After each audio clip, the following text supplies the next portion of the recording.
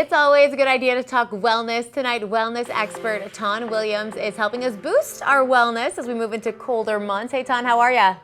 Good, how are you? I'm good. So most of us, we think wellness, we think fitness, we think nutrition, but there are other areas that we should consider when we're talking about wellness. What do you think those other areas are? So I think it's really important to address like emotional wellness.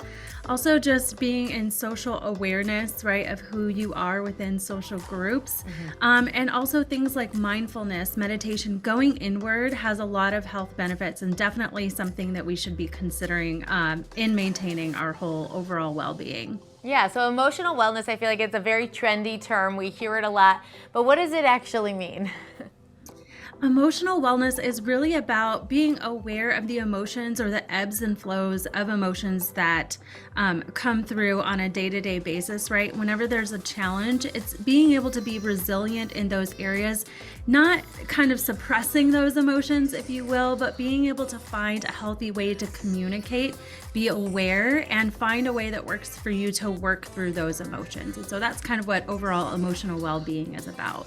I think that's such a good term to think about, especially when we discuss, therapy or anything along those lines, because 10, 15 years ago, you thought if you were someone who was going to see a therapist, then there was something wrong with you. Whereas now as a society, thankfully, we've accepted that that's not the case, that like emotional wellness, like you said, like everyone has it and everyone needs to take care of it. It would be like saying you can't go to the gym unless you're unfit, right? That's exactly right. And I think we're really coming into a space where people feel comfortable being transparent with their emotions, which is especially important in the corporate space and in our social settings. I think the pandemic taught us a lot of that, right? Like we are kind of going through this life experience together, and our emotions are really valid as we sort of work through what that means for us and how we approach situations that may be very challenging as well. Everyone's different, and we definitely have a different way of approaching what emotional well-being looks like for us. So what can we do to incorporate things into our day-to-day life to stay, emotionally well? Yeah, that's a really great question. I think what I like to suggest to people is every morning do a check-in.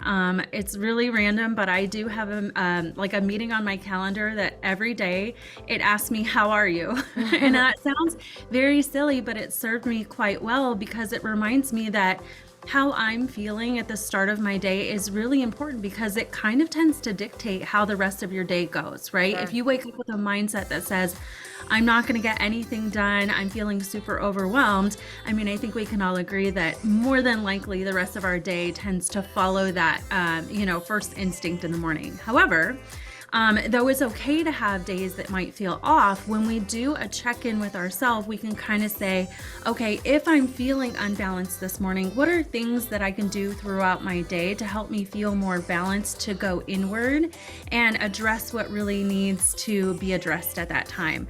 On the flip side of that, if you are feeling really fantastic, what are some things that you can incorporate throughout your day that will then further support that really great feeling and kind of draw more of that into you? So I think the quickest and easiest way is every single day asking yourself, how do I feel? And then really checking in with yourself to say, what are the patterns that I'm noticing? What feels good? What doesn't feel good? And then how can we take small steps to kind of remedy any gaps that we may be observing? That's such an easy concept. We can all actually do that starting today or starting tomorrow if that's what kind of person you are. I'm a morning starting person, so that would be a good thing for me to do tomorrow. Tawn, where can we follow you online so that we can keep up with everything you're doing? Sure. So we are the best place to get all of the latest and greatest things that we're doing is at anayawell.com.